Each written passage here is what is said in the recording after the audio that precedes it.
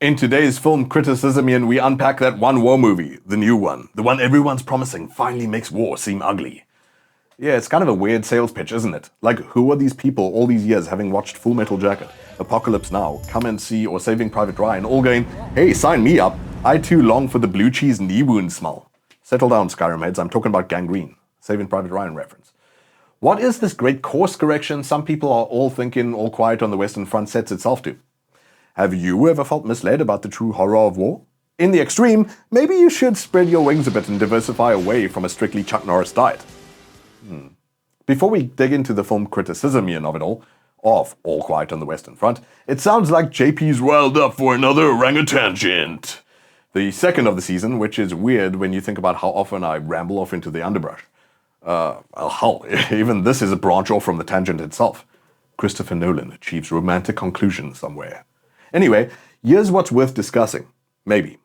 Do movies have any impact? Wait, that's a larger question. Rather, how is it that movies claiming to be anti-whatever often seem to get co-opted by the very whatever they're anti? Like, why is it, from veterans I've spoken to or enough online presence, it seems like every green recruit can't wait to touch down in the next desert, and it's usually a desert, to pronounce, I love the smell of napalm in the morning. Well, of course, if we're splitting hairs, or atoms more appropriately, it's a tangent chain reaction over here. Technically, it's now, I love the smell of depleted uranium in the morning. And it's not just weirdos gagging to shout down their own personal private Gomer pile, but this phenomenon of counterproductive co-opting appears in non-war movies too.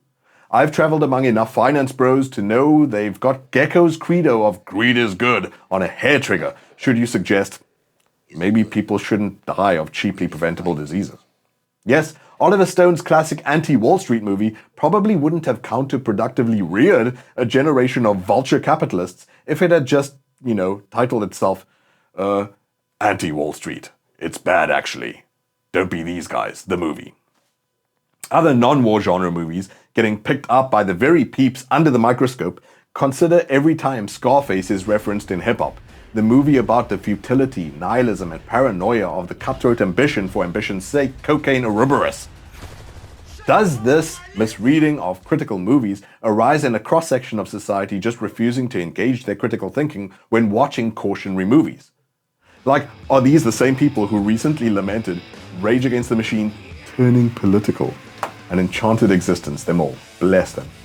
But also, what function or responsibility do you think filmmakers have carrying their baby past birth? Standing up to say, no, you've misunderstood the point of the movie. My movie. I suspect another thing goes on here though, and it's exemplified in Private Joker from Full Metal Jacket, funny enough. The guy's an ironic walk-in contradiction of anti-war criticism who seems to take up the job with gusto. AKA, I know the mission's a crock of horse from the brass above, but I'm somehow exonerated by my own skepticism. Talk about futility and nihilism a la Scarface. I think Jarhead actually accomplishes a decent glance at how films been metabolized by the self-same systems they mean to criticize, with both Jake Gyllenhaal and Peter Sarsgaard's characters torn up by their own contradictions. A fantastic non-war film that similarly examines pop cultural co-opting is American Animals, like antimatter to, say, Ready Player One.